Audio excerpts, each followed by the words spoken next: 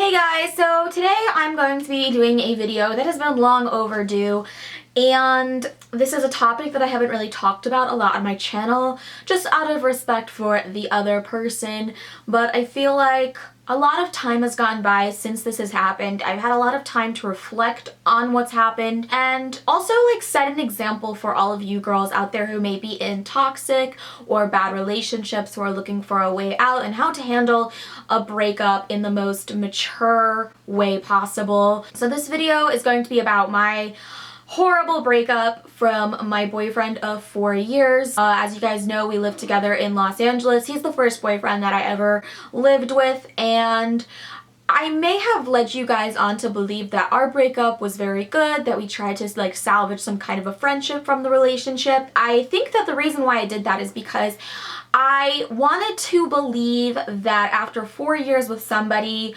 it wasn't all wasted and that you could be friends with an ex. I think I tried to prove a point to others and myself, but in reality that was just not possible. And a lot of people even said see, Steph, told you so, you can't be friends with an ex. I think that's especially true when you have been with someone for as long as I was with this particular guy, and we'd been through so much together that realistically, within a year of us breaking up, a friendship was definitely not the smartest or wisest thing. It is way too soon for me and this guy to be friends, and I honestly don't think him and I will ever be friends ever again. This breakup was different because it wasn't just a one and done type deal. It was a process that took a lot of time because him and I moved to California together and we lived in the same apartment. Now, unfortunately, around the time that we broke up, he was having financial troubles and I was doing financially okay because I was working a job where I was making a decent amount of money.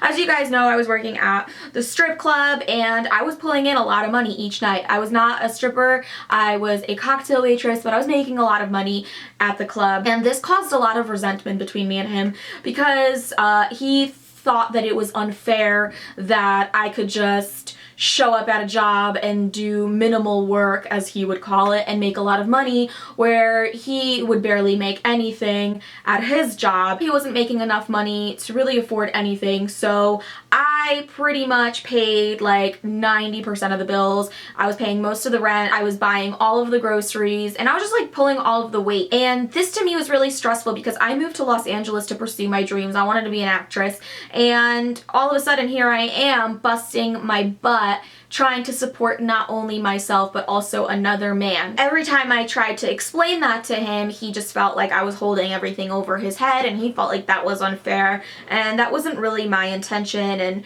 eventually I just got sick of the whole entire arrangement between us, and I wasn't happy and I wanted a way out. So I told him that I wanted to end the relationship. This was around the time that I got Frank, actually, and that was a whole nother issue as far as the breakup goes. And I said, I want to break up with you and you choose whatever you want. You could choose to stay here in this apartment and I will move out and you can keep all of the furniture and I won't ask you for anything. I will just leave. Or, you can move out and I will help you. He couldn't stay at my apartment because he couldn't afford the rent there and he didn't have any money at all to move out. So I was stuck in a really uncomfortable position because I felt like this was my fault. We moved out here together and now I wanted to end the relationship. So I felt like it was my responsibility to find him a place to live. So what I told him, and this was in October, I told him that he could live rent-free in my apartment, well, in our apartment, for November and December and a part of January. And for those 2.5 months, he wouldn't have to pay anything. And I would give him $2,000 plus whatever money he could save up during those 2.5 months to move out. And I would also give him any of the furniture that he wanted, and I felt like that was a really fair arrangement.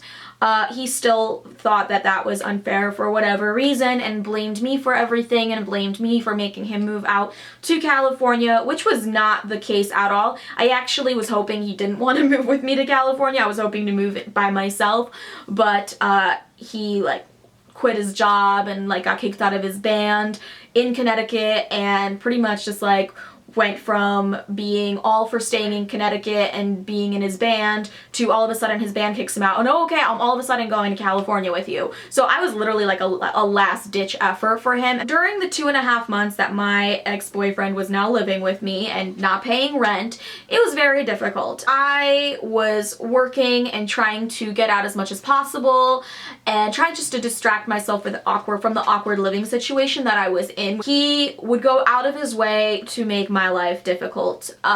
He would be very rude. He would try and threaten to take my dog away from me, which, if you know me, like, you do not threaten to take my dog that I paid for and that I paid for all the medical and veterinary expenses for. That really pissed me off. Occasionally when I went out with my friends, I would have my ex-boyfriend watch my dog for me, and I would literally, for like 5 hours, pay him $100 to watch my dog. And this was a man who could barely put groceries on the table for himself, and he's trying to tell me that he wants to take my dog. Even though my dog sleeps with me every night and I pay for all of my dog's veterinary expenses. I'm the one that bought the dog, and the first night that I brought my dog back to the apartment, he even said, "Oh, I want nothing to do with that dog. If anything happens between us, just know that that dog is yours." Verbatim what he said the night that I brought Frank home for the first time.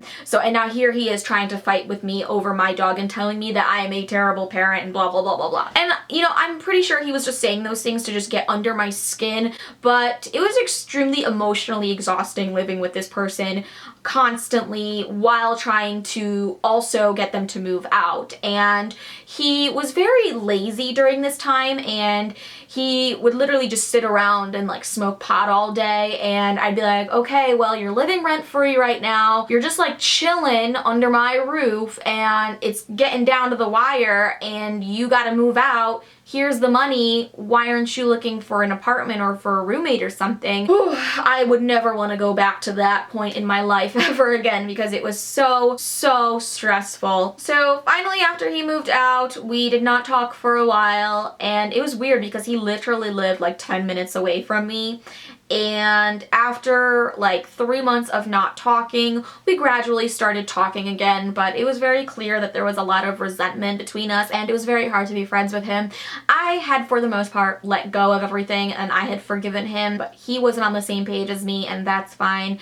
And I'm glad that him and I are not friends because some stuff came out about him recently. I've learned some information that really makes me disgusted with who he is as a person, and I am so glad that things happened the way that they did. I was able to get out of that relationship and have some dignity while doing so, and I'm very proud of myself for the way that I handled it. Sometimes when you want to get rid of somebody who's toxic in your life, you just gotta give them money. You just gotta give them stuff and be like, here, take it all, bye. It was a breakup, but it felt more like a divorce because there was like money involved and there was a custody battle over my dog, and who would have thought that ending a relationship with a boyfriend would be so mentally and physically exhausting. Even though it may hurt while it is happening, and even though you might be in an uncomfortable position such as living with your ex-boyfriend for X amount of months, you just really have to stay strong and realize that it's only a temporary situation, it's only a temporary feeling, and eventually things will get better. So that is my advice for you guys. So yeah, that's it for today's video. Hopefully you guys can take something away from this. Make sure to like this video, subscribe to my channel if you haven't already, and I'll see you guys in my next video.